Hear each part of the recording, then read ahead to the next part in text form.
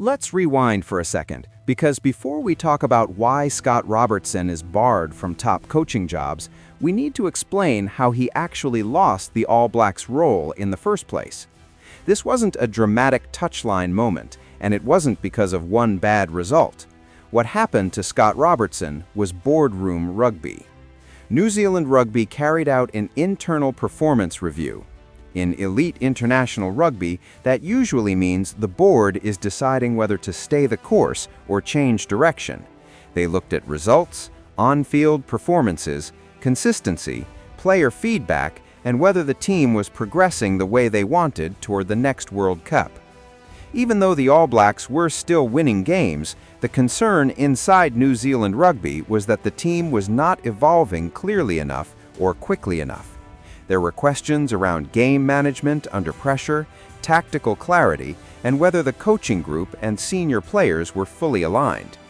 So instead of backing Robertson long-term, the board made a strategic decision. His contract was ended early. During his 2-year tenure as the famous team's boss, Robertson won 20 of his 27 matches, but unconvincing performances and negative feedback during an extensive review of 2025 led New Zealand Rugby to pull the trigger.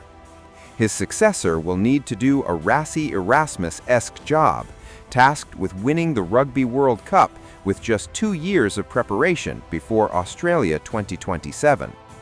It would be great to win a World Cup with your own country, which I want to do, but I'd love to do it with another country. I'm not sure what order that is. I'm not sure how that plays out. Those decisions are not mine. His goal of doing it with his home nation looks to be dead in the water, at least for the time being, and unfortunately for him, the chances of him achieving the other half of his dream is on pause too. New Zealand Rugby chairman David Kirk confirmed as much when addressing the media after the announcement of Scott Robertson's sacking. The RFU did not include any clauses in Eddie Jones's contract preventing him from taking on another international gig in the event of his dismissal, and he went on to coach Australia at the World Cup, taking on the role shortly after his departure from Twickenham. However, New Zealand Rugby were wary of making a similar mistake, with Kirk confirming that he is barred from taking on a top international job for the next 12 months or so.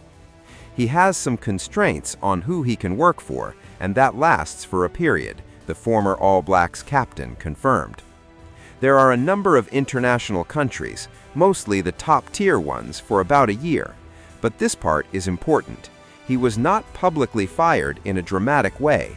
New Zealand Rugby handled the exit quietly, through contracts and legal agreements. A settlement was reached, and specific clauses in his contract were activated. That's where the restriction comes in. After Robertson left the role, New Zealand Rugby moved to protect itself, not because of anger or mistrust, but because of what he knows. Scott Robertson has spent years inside the New Zealand system. He has had access to tactical frameworks, defensive and attacking structures, player profiling, analytics, conditioning methods, sports science data, and long-term squad planning. This is not general coaching knowledge. This is current, high-performance information. If he were allowed to walk straight into another Tier 1 international job, that information would still be fresh and usable. From New Zealand Rugby's point of view, that creates a serious competitive risk. So the restriction exists to stop immediate knowledge transfer.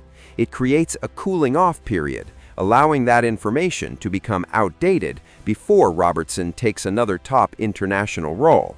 This isn't a punishment, and it's not personal. It's high-performance risk management. It's the same idea as a non-compete clause in business. You don't leave a company and immediately take its playbook to a direct rival. And here's the irony. The fact that New Zealand Rugby felt the need to restrict Scott Robertson actually shows how valuable he is. You don't block someone unless they hold important tactical and strategic advantages.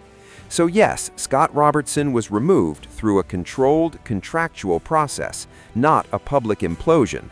And yes, he's temporarily barred from top coaching jobs because New Zealand Rugby is protecting its secrets. In modern rugby, information is just as powerful as talent. What do you think? Did New Zealand Rugby make the right decision, or does this kind of restriction go too far? Let me know your thoughts.